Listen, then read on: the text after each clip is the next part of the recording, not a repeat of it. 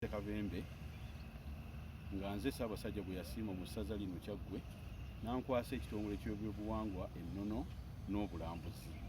Olwaleero tuli ku ssaza wano era nga olukiiko lugenda mu maaso olw'enteekateeka eri mu kitongole kyange ey'omuggundo, era nga tubadde twakamala n'empaka z'obwannalulungi ezibaddemu akayisiŋŋanyo mu masaza gonna. Empaka zino zaatambula bulungi okuva mu magombolola ne tujja ku ssaza wano, abaana ne tubeera nabo wiiki nnamba mu kampu ne tubasomesa ebintu eby'enjawulo n'empisa era n'ebyobulambuzi, era nga omulamu ogwo gwaggweera mu Kampala Nairo Resort Hotel mu woteeri. Ekifo ekyo kirungi, kiri mu Nammanva awo, era nga kigatta ensonga y'ebyobulambuzi nti bwe tuba twogera ku byobulambuzi tolina w'obuusa maaso mawoteeri, gardens, era nga mu by'omukisa Kyagwe bye tulina nti wano tulina okutambulira obumu okulabika nti tutusitula ebyobulambuzi byonna nga tukwataganira wamu ne sekita ezo ez'enjawulo. Era omukolo ogwo twagumala twetaba mu mpaka za Buganda era okukkakkana nga Kyagwe tukutte ekifo ekyokubiri mu byobulambuzi. Poza akatono ennyo mu nsonga y'obulambuzi nti ekutte akasiti era nga nnalulungi w'ebyobulambuzi betulina kati abasatu, ow'Eggombolola Ntenjeru, owa Kyagwe n'owa Buganda yonna. Abaana abo nsaba tubakwatize wamu, tukwatizeeko okulabika nti tutumbula ebyobulambuzi, era nga wano neebaza nnyo Ssaabasajja yalengera wala mu kitongole kya Buganda Heritage Board n'assaawo enkola eno nga yenka enkola esitula omwana omuwala okubanga mu malirivu byonna byakola, era nga kimutumbula n'okugyayo ebitone bye oba n'ekitone kyekyo ky'aba alina. Ebyo bino tugenze okwalibadde okulaba nti omwana bw'ayita mu mitendera gino nti katugeze nga bano abaagenda ku mitendera esatu gye baayitamu, kampu ezo ze babeeramu bayigiramu ebintu bingi.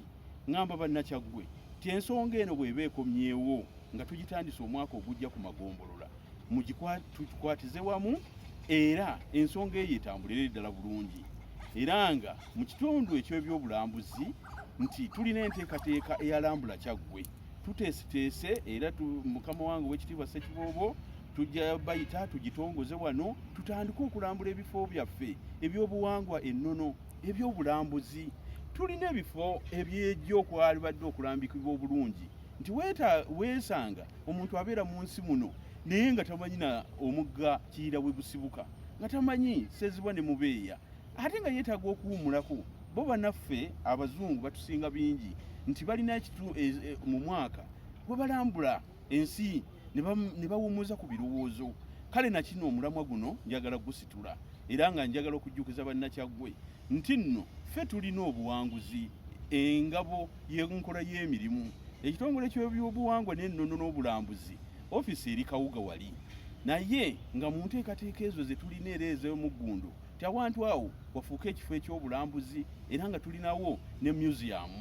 Mbasaba tukwatize wamu nti magombolola eyo yonna bakama bange mu magombolola n'abantu bonna, era wano wensabira eyeetaaga obuweereza bwonna mu kitongole kyange njagala ojja ontuukirire era twogere ensonga kiri nti nno Kyagwe ffe tulina okwalibadde okwefaako, teri wasaza wa ddala ajja tukwatizaako. Munnakyagwe nkukoowoola awo nno wenkoolera aba madiini gonna, bannabyabufuzi mwenna, bammeeya baffe abalungi bonna, okuva tulina disitulikiti bbiri, era nga bwe tuba tugatidde wamu bakaliki ofiisa aba disitulikiti ya Mukono ne Buyigwe tukwatize wamu ebyobulambuzi tubifunemu, n'abalina ebifo ebyo mutuyambe okubiwandiikako ate naffe mutubuulire gye biri. Olwaleero tuli mu nteekateeka gye tutandise olwaleero nti tulina okugenda mu mwoleso e Mengo. Ekiseera bwe kinaaba kituuse obulungi tujja bategeeza, era nga wano wenjagala obbategeeza nti ekitongole kyaffe kye kyasinga mu bitongole byonna mu Buganda ne tusinga mu byobulambuzi. Obuwanguzi buli mu mikono gyaffe wano kati, ekyagwe wano wa Ssekiboobo mu ggulu, era tweteekerateekera nti tujja kuddayo mu mwoleso ate tulage ebyobulambuzi ate bye tweyongeddeko, era nga mu kaseera kano yo ne museum yeesigadde kugigulawo naye nga tumaze okugiteekateeka. Bannakyagwe muleete ebintu mu kaddiyizo byaffe ery'Ekyaggwe kituyamba okugenda mu maaso. Enteekateeka zino bwe zivaawo mbadde mbasaba nti buli nteekateeka zonna mu ofiisi ya Ssekiboobo muzettanire. Kati Saaza tugenda mu mipiira, enkiiko mujje tuzibeeremu, tuwagire emipiira gyaffe, tusitule Kyaggwe ate tugitwale ku mutendera omulala. Erinnya nsigadde Patrick Ssekabembe ew'Ebyobulambuzi ku ssaza Kyaggwe. Mpozi